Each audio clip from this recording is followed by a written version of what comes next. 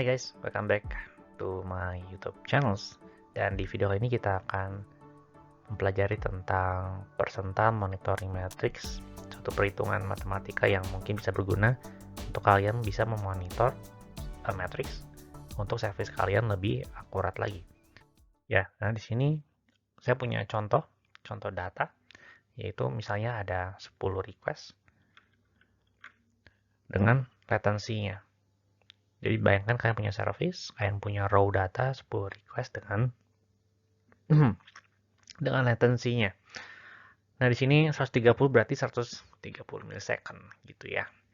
Nah, kira-kira perhitungan matematika apa yang bisa kita pakai untuk bisa menghitung atau mengolah data dari si raw data ini ya. Nah, yang pertama kita mungkin bisa pakai minimum nilai terkecil gitu ya dari service kita, dan contoh kasus ini berarti nilai terkecilnya ada 20 milisecond. Tapi kita nggak bisa bilang kalau 20 milisecond berarti service kita berjalan dengan sangat cepat, which is good. But mungkin 20 milisecond itu terjadi karena request tersebut, request yang ke-6 ini, dia adalah invalid request. Jadi requestnya harus drop duluan, di return as early as possible. Jadi komputasinya lebih kecil, maka latensinya kecil. Jadi dia anomali. Nah, mungkin kita bisa pakai maksimum, ya, bisa aja untuk mencari nilai maksimumnya, tapi contoh kasus kita kali ini berarti nilai maksimumnya ada 1500 milisecond, which is kita juga sebenarnya nggak bisa bilang kalau service kita itu berjalan dengan lambat. Karena kalau kita coba buang data yang anomalinya ini, range-nya itu sekitar 100 milisecond. Ya, tapi max-nya 1500 milisecond. Nah, maksimum ini ternyata mungkin bisa terjadi karena mungkin data processing untuk request tersebut lebih banyak dari biasanya, jadi butuh waktu lebih lama, atau mungkin ada suatu service degradation, atau ada network glitch, atau garbage collection lagi nyala gitu, apapun itu bisa terjadi. Jadi menurut saya max itu belum terlalu akurat ya untuk penggunaan di latency. Nah, mungkin bisa digunakan untuk maksimum CPU usage. Nah, itu mungkin masih make sense. Nah, terus yang ketiga adalah average atau nilai rata-rata, sum dibagi count-nya gitu ya. Nah, berarti di sini nilainya ada 356 milisecond. Nah, kalau kalian lihat, kenapa dia angkanya 356 milisecond? Karena data average itu sensitif dengan data anomali ya. Kalau ada data di satu set datanya dia tiba-tiba besar sendiri, maka nilai average-nya juga ikut lebih besar daripada seharusnya. Jadi menurut saya average ini make sense dipakai kalau datasetnya itu distribusinya, range datanya itu di rentang yang berdekatan. Ya, distribusinya itu terdistribusi dengan baik. Nah, average juga belum bisa memberitahukan kita kira-kira berapa persentase dari request yang lambat atau yang cepat gitu ya. Nah, jadi pakai metode apa? Nah, pakai persental. Seperti itu. Nah, persental sendiri itu adalah suatu nilai lokasi ya, titik poin gitu, yang membagi distribusi data ke 100 sama rata. Itu keterangannya, which is honestly aku juga agak bingung ya bacanya. Hahaha. Tapi kita lihat aja contohnya, dan dengan contohnya nanti kita bisa melihat dengan lebih baik. Ya, ini contohnya. Jadi misalnya kita mau mencari persental 50 ya. Nah, jadi caranya pertama kita harus urutkan dulu si requestnya dari yang paling kecil hingga paling besar seperti ini. Nah, setelah diurutkan baru kita masukin rumus. Tapi untuk persental 50 ini kita bisa hitung dengan tanpa menggunakan rumus, karena kalau P50 itu sebenarnya adalah median atau nilai tengah. Which is untuk contoh kita sekarang nilai tengahnya ada 120 milisecond. Ya, ada di situ. Ya, di sini. Ya. Nah, nanti kita akan lihat cara perhitungannya yang menggunakan rumus. Nah, P50 atau P50 atau persental 50-nya adalah 120 milisecond, artinya apa? Nah, artinya adalah 50% dari request kita ini latensinya lebih kecil atau sama dengan 120 milisecond. Dan artinya juga adalah 50% dari request kita itu latensinya sama atau lebih besar dari 120 milisecond. Jadi kalau misalnya dalam 1 detik kita ada 10 request, berarti 50%-nya itu latensinya 120 atau lebih cepat dari itu atau lebih lambat dari lebih lambat dari 120 milisecond. Nah, itu kegunaan persental. Jadi dengan menggunakan persental kita bisa tahu porsi atau distribusi dari latensi yang kita punya dalam satu rentang waktu, dan itu nanti kita bisa pakai untuk mengoptimisasi service kita.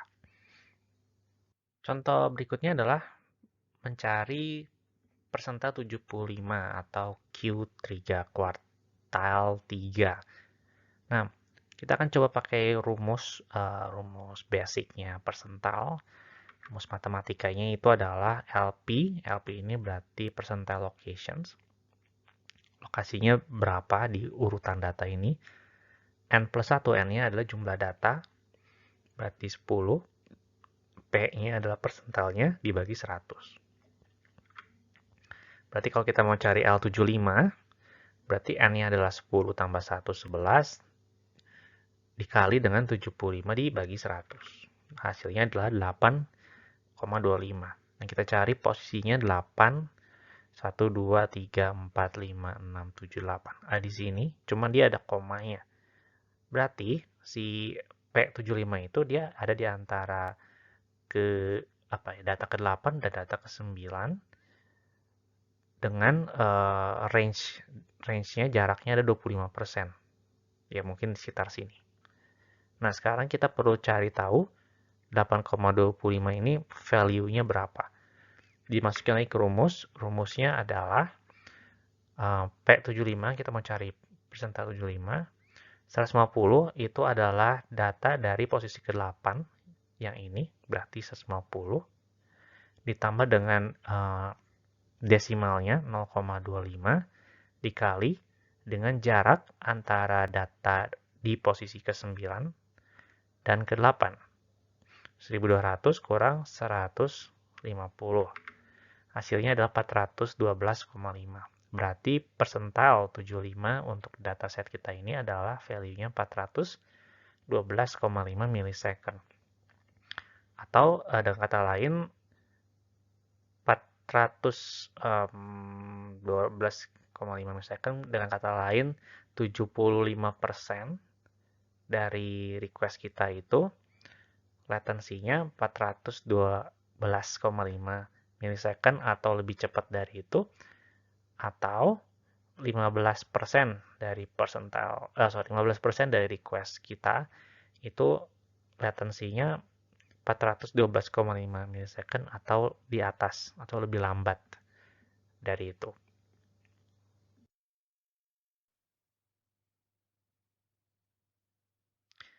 Nah, pertanyaan berikutnya adalah saya harus pakai persental berapa? Ya, persental berapa? Jadi kalau tadi di P50 itu hasilnya adalah 120 dan di P75 itu hasilnya adalah 412,5 milisecond. Artinya semakin tinggi nilai persental yang kita cari, semakin kemungkinan besar kita semakin bisa mendapatkan latensi yang disebut dengan tail latensinya. Jadi tail latensinya itu adalah high percentile di latency kita, yaitu tail latency. In order to figure out how bad your outliers are, you can look at higher percentile. Jadi kalau kita mau cari outliers, si anomalinya itu, dari request kita pakai data yang, atau kita pakai persental yang lebih besar. P95, 99, atau bahkan 999 ya. Nah, 999 ini berarti 0, sekian 1% gitu ya outliersnya. Nah, untuk service-service yang mungkin kritikal sekali, penting sekali untuk semua request itu, latensinya di bawah sekian milisecond. Kalau enggak di bawah sekian milisecond, impact-nya sangat buruk sekali, maka biasanya mereka akan menggunakan persental yang lebih besar.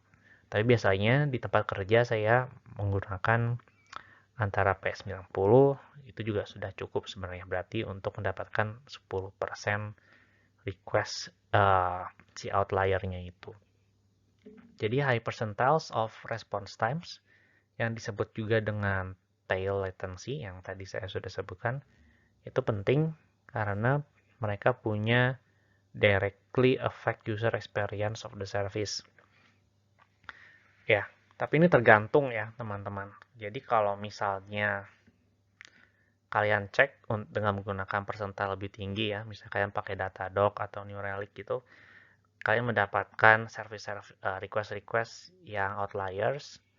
Nah, kalian tinggal bilang nih, kita punya request-request sekian banyak persennya dari sebanyak request dalam satu waktu, itu yang latensinya outliers ya. Nah, outliersnya mungkin setelah dianalisa, kita cek, oh mungkin user-user ini punya data yang begitu besar, sehingga prosesinya besar. Nah, kalian perlu cek misalnya, oh ternyata impact-nya berpengaruh ke sales misalnya. Ya, kalau kita tidak bisa optimize, maka sales kita berkurang.